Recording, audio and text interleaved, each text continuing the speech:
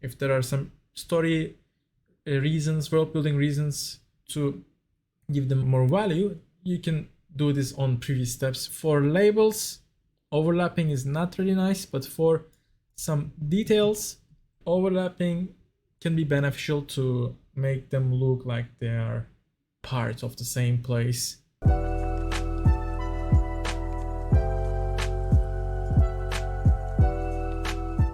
Hello and welcome back, fantasy cartographers. In this episode we are gonna add some details, so let's jump right into it, starting with monsters.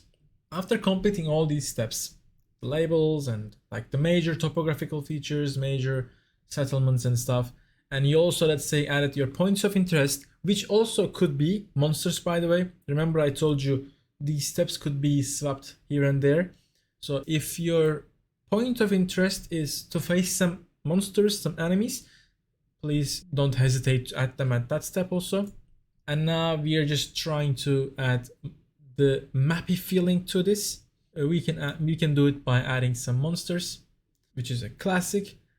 And let's go with these guys. So I'm gonna keep it simple because our map is very small. So I'm gonna add one monster. Can be also like a huge animal or something else, maybe somewhere here, or maybe here, but here.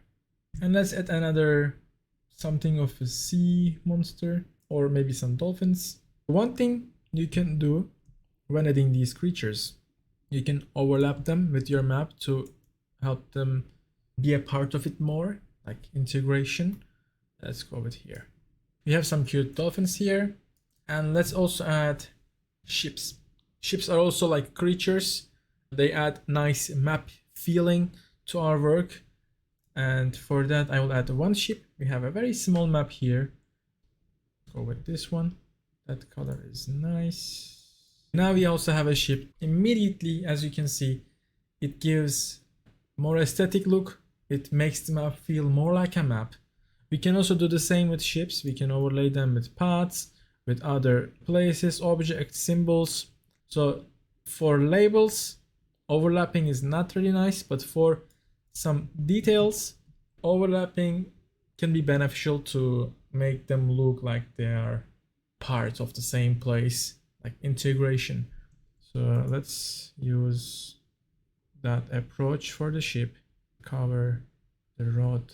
So this is one thing you can do when you're done with all of these things. If there are some story reasons, world building reasons to give them more value, you can do this on previous steps when you are done with the major topographical features. So like after trees, you can add them also. And I'm gonna complete the feeling by covering the negative spaces and adding some more terrain features to our map, which I will do by using some grasses like this here and there on the places where I know that we could have grasses. How do I know that? By the color of the map, of course. If I didn't have color, then I would need to guess, because when you're mapping, you would see it. By adding those rivers, lakes, etc., it would already give you a message of the water distribution around your map, so you would feel that. And let's add some straight lines on parts where we don't have anything. Maybe another one here.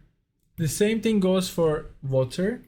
If we didn't use this texture, if it would be something else, you can add waves to the sea and balance that.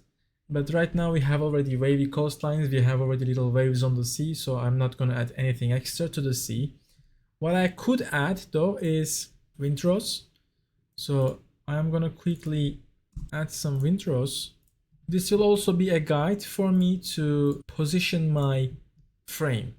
Let's do a bit less than that. You can also add them, like it doesn't have to be only on the corners. You can even add these on places that have importance to bring more attention to it. If you had a very important city, if it's the center of something very important, you can even add it behind it. But of course it will not look nice right now because we have a very small map here. You can see right now we have even more mappy feeling. I could also add more, maybe like on here and there. So this is also something that needs to be experimented. You know, like it may work, it may not work. You need to check if it does or does not do the trick for you. I'm just experimenting now. So it needs to be balanced also.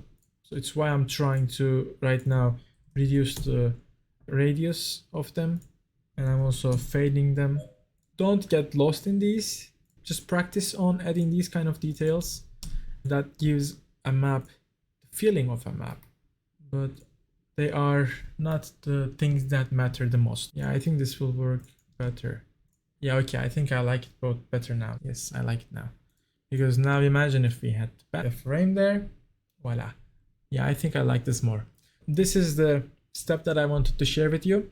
Adding some final details, monsters, ships, those kind of things that will fill the lens, and water, add more texture to it, complete the feeling of the biomes, and this will finish our map in terms of the reflecting part of it. Our final step will be adding the compass and the frame and the map key, and then we will be done. So almost there, guys. Congratulations. I will add those, and then we will move on to the second part of this tutorial, extend this map and see how these steps work on a bigger map, because I'm trying to keep things small here and some of the things I'm not mentioning to not overcrowd the videos. Thank you very much for watching all this way. If this was practical and helpful to you, please follow, and I'll see you on the next video. Until then, happy mappings.